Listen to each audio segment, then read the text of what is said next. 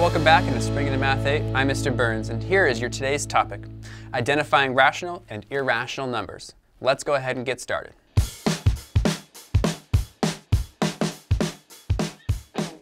You might be asking yourself, what is a rational number? Well, a rational number is a number that can be written into fraction form.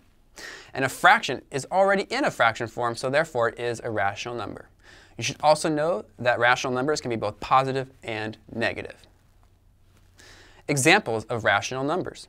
5 is an example of a rational number because I can put 5 into a fraction format rather easily. I can put it as 5 over 1. And that works out because 5 divided by 1 goes back to your whole integer number 5. 1.5 can also be written as a fraction. And the fraction is 3 over 2, or 3 halves. And negative 3 can be written as a fraction as negative 3 over 1 because negative 3 divided by 1 goes back to our original number of negative 3. What about decimals? A decimal is related to a fraction, and most decimals can be written into fraction form. We're going to talk about a decimal later today that does not go into a fraction form, but it's a special one. We're going to get to that in a little bit. So let's look at some examples of whether or not a decimal can be converted to a rational number or fraction form.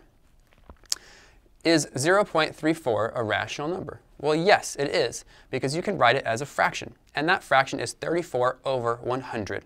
So therefore, this is a rational number, and regular decimals that you find all over the place can be written as rational numbers.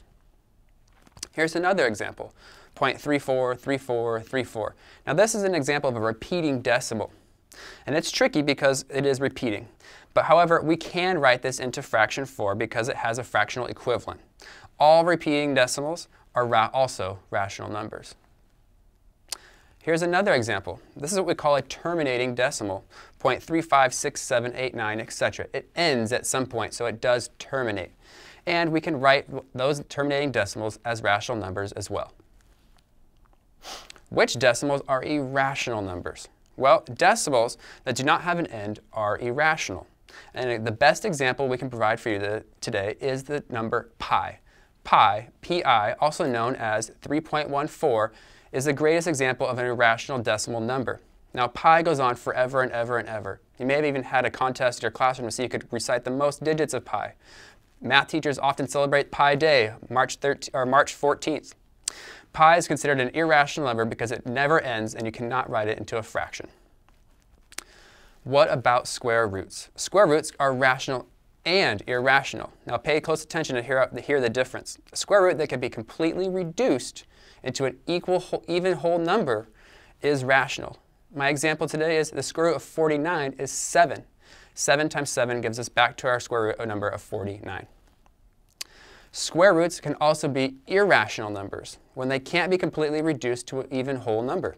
For example, the square root of 2 is not a perfect square, but is about 1.41421356. Or we can use our two squiggly lines to make an approximate value of 1.5. So square roots that cannot be completely reduced to perfect squares are irrational numbers.